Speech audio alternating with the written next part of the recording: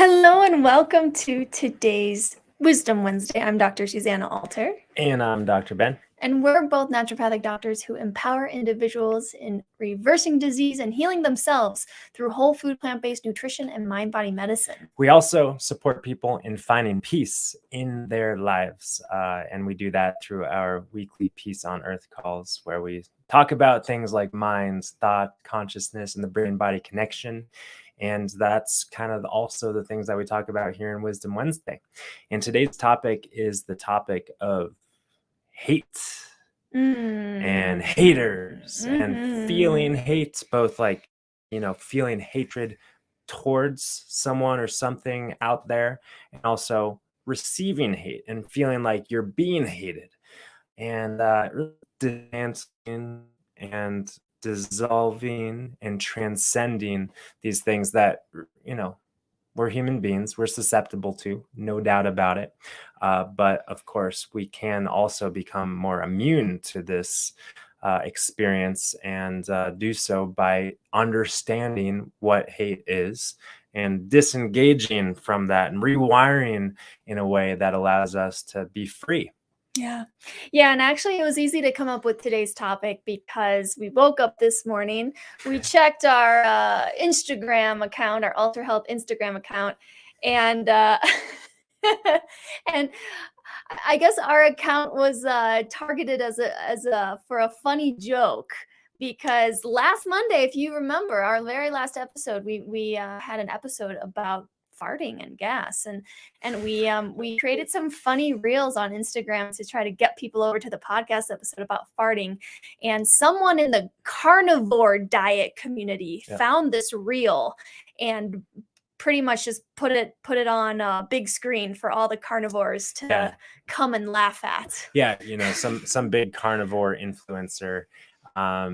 Yes. So I went over there to his thread, and there was a lot of laughter, a lot of joking, a lot of hate, a lot of people calling me gay and weak and what else? I mean, just a lot. Unhealthy, weak, of course, like stupid, and also trying to undermine our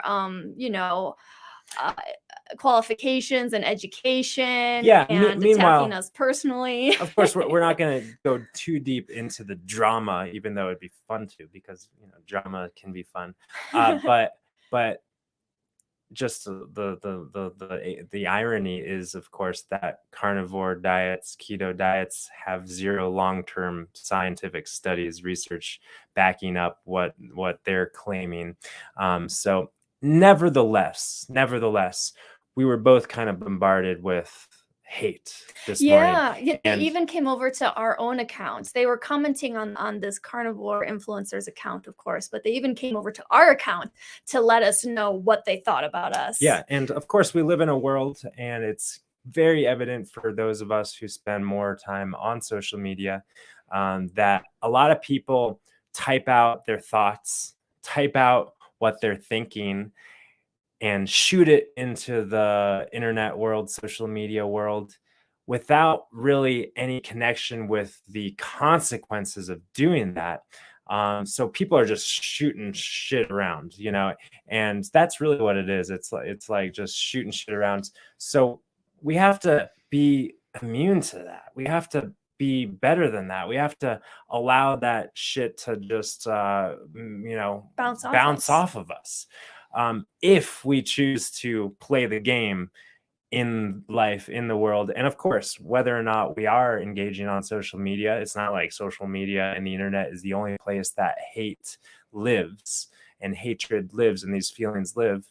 And the fact is, just jumping into the meat of, no pun intended, considering we're just attacked by carnivores, but jumping into the meat of today's topic, really understanding what hate is, I think it's easy to grasp the fact that hatred and thoughts of hate are really just judgments, right? They're judgmental thoughts, and all judgments are just thoughts. They're just someone's perception, someone's experience in mind in a moment.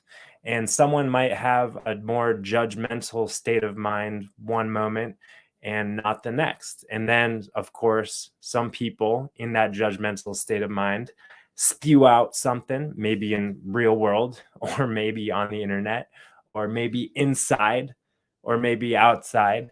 We can all do that. But the fact is that when we understand and kind of get to the meat of it, get to the heart of it, we see that, oh, hatred is just judgment. Judgment is just thought.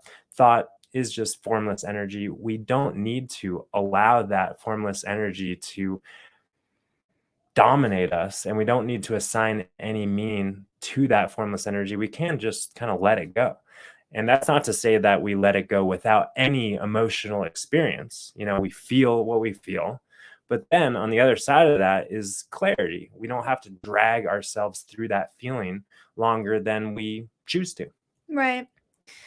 Right. So then when we talk about, feeling like we're on the receiving end of hatred, I mean, I think that can be a tough one. Because honestly, I'll speak honestly. This morning, I felt really awful after reading all of that stuff. Yeah. I felt like, all right, I was having these thoughts of like, all right, I'm ready to quit. I'm just done with social media.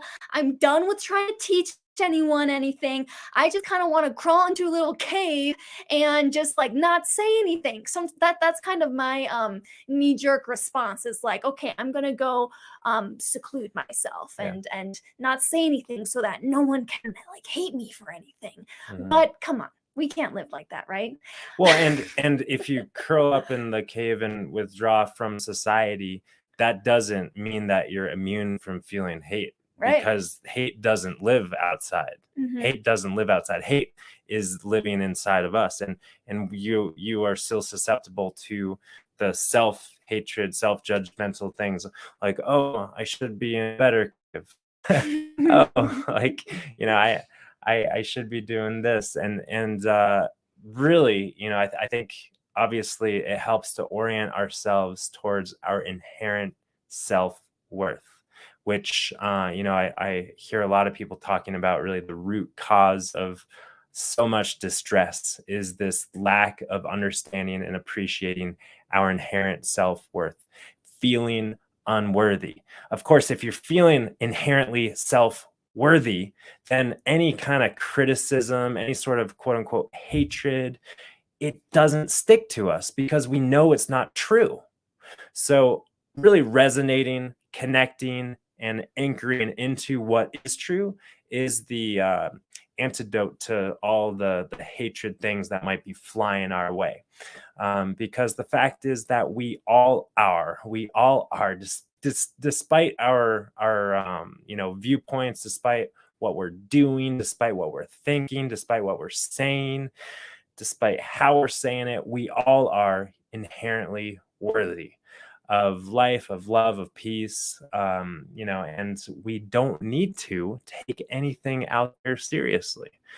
We can choose to whatever degree we want. And I do think that a lot of people are, to various degrees, addicted to some drama. And there's nothing wrong with playing that dramatic game in life, but we don't need to. We don't need to. And, what the answer I firmly believe is again, just understanding deeply that inherent self-worth, which is a process of deepening understanding. And we forget, and we understand a little bit deeper the next day. Right. Because, I love what you said, Ben, about how if we're really connected with our innate self-worth, then any kind of insult or hate or anything like that just really kind of bounces off of us. But, sometimes we find ourselves in these situations where we are feeling the hurt. We are feeling like we've been attacked.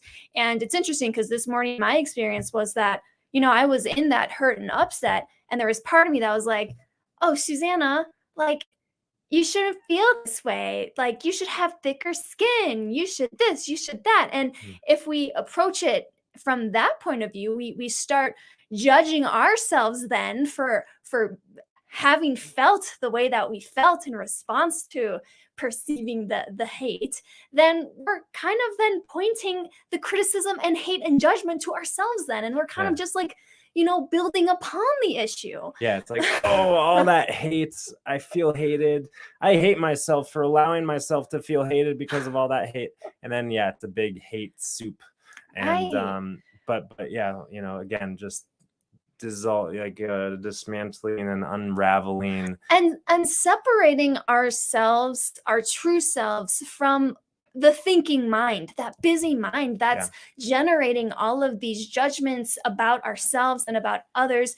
But specifically here, when we're talking about our relationship with ourselves, when we realize that we are not our thoughts, we are not our thinking, we are not even the story of who Susanna is based off of her past or whatever, when we really separate ourselves from those thoughts, what's left is the authentic self, our true selves, which is inherently worthy.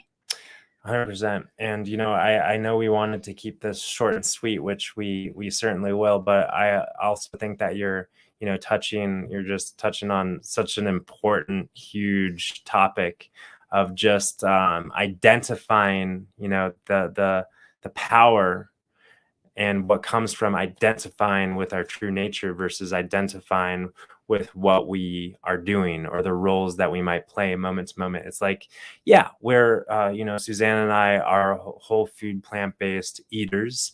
Some might call us vegan, even though we've been attacked by vegans in the last month. We've been attacked by all sorts of people in the last month.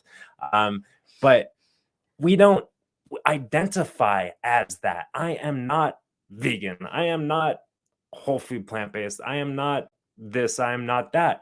I am a divine being having all of these experiences. And if I identify with that, true nature of my divinity, like, identifying with the soul, as Ram Dass would say, then that is really a place to come home to. And that is where our immunity is to all of the chaos and judgment that is inherently always going to be thrown around. I mean, I know that we all want to live in a more peaceful world, and we're all doing our best to create that. But the fact is that peace is completely available right now, regardless of what's going on outside. It's only found inside. It doesn't happen when there's outer circumstances that are aligned with our inner preferences.